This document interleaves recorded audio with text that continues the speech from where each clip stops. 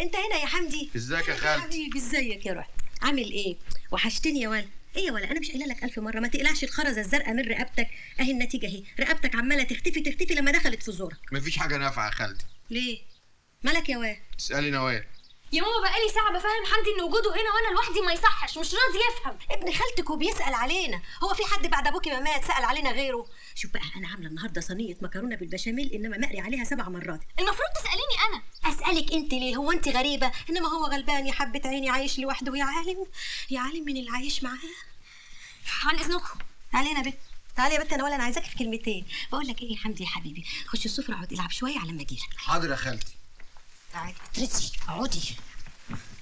حطي في دماغك بقى، مش عشان انا وافقت ان تيمور ده يجي يخطبك تقومي تعاملي ابن خالتك وحش. يا ماما كل ما يشوفني يقول لي بحبك وعايزه اتجوزك. وماله، حد يكره يتجوز كم اللحم ده؟ يا بنت ده غني ومقرش، ابو سايب له شيء وشويات، العماره دي كلها بتاعته غير محل الدهب. يا ماما انت عايزه تقنعيني بايه؟ انا من سنتين كنت بقول له يا انكل.